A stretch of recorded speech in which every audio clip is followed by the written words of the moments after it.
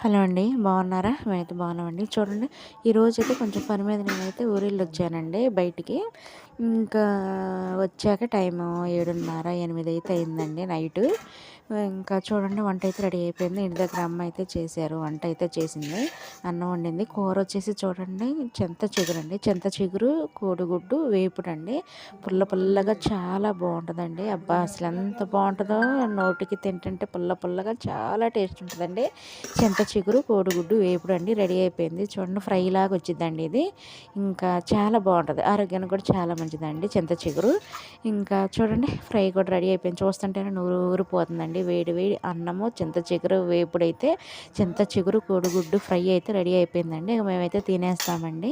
మీరు తిన్నారా ఫ్రెండ్స్? మీరు తింటే మీ కర్రీస్ ఏంటో మాకు కామెంట్ చేయండి. ఓకేనా? ఇక చూడండి, వంట అయితే రెడీ అయిపోయింది కదా. ఇక మేమైతే మా బాబుకి, మా ఆయనగారికి అయితే పెట్టేస్తాను. ఇక వాళ్ళు తిన్నాక ఇక నేను కూడా తినేస్తానండి. ఇక చూడండి, వేడి వేడి అన్నం అండి.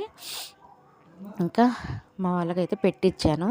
ఇంకా వాళ్ళు తిన్నారు. ఇంకా నేను కూడా తినేయాలి ఇంకా. అందుకే చూపిస్తున్నాను. ఇక నేను తిందామని పెట్టుకుందాం అనుకొని ఇంకా పెట్టుకుంటున్నానండి. అన్నం అయితే చూపిద్దామని చెప్పేసి చూపిస్తున్నాను దగ్గరగా. చూశారు కదా, కోడిగుడ్డు చింత చిగురు వేపుడు అయితే రెడీ అయిపోయిందండి. ఇంకా రెడీ అయి ఉందిలేండి. తినటం కూడా అయిపోయింది. కర్రీ కూడా అయిపోవచ్చింది.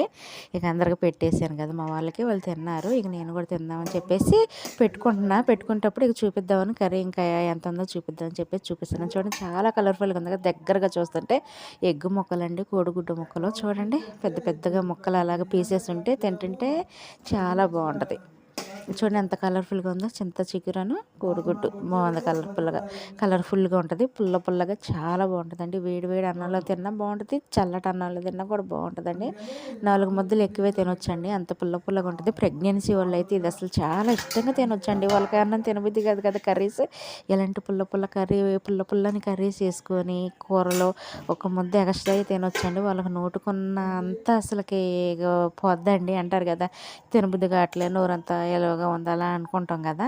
ఇంకా అలాంటి వాళ్ళైతే ఈ కర్రీ వేసుకొని తింటే 4 ముద్దలు ఎక్కువగా తినొచ్చండి. కడుపు నిండిపోద్ది అనమాట. ఇక నేనైతే పెట్టుకున్నాను. అందరు తినేస్తున్నారులేండి. ఇంకా కూర కొంచెం ఉంది కదా. ఇంకా మా ఆయన గారు, అబ్బాయి వాళ్ళు తినేసారు. ఇక నేను కూడా పెట్టుకుంటున్నా. కర్రీ అయితే కొంచెం ఉంది కదా. ఇక చూపిస్తున్నాను మీకు. చూడండి, నేను తినబోయాక అన్నం చల్లగానే అయిపోద్దండి. ఎందుకంటే ఇక అందరూ తిన్నాక ఇక ఎప్పుడో మనం తింటాం కదా. మన పోషణ ఇంకా ఆడవాళ్ళం అంతే కదండి ఇంట్లోని. మనం ముందు ఎలా తింటాం చెప్పండి. మనకి ఏదో పని ఉంటుంది. వాళ్ళకి పెట్టేసి ఆ పని చేసుకున్నాక ఆ వండిన అన్నం వేడి ఆరిపోద్ది, చల్లగా అయిపోద్ది. నేను ఎప్పుడు తిన్నా అలాగేనండి. ఎప్పుడో ఒక్కసారి వేడి వేడి అన్నం తింటా. ఓకేనా? మరొక వీడియోలో అయితే కలుద్దామండి. బాయ్.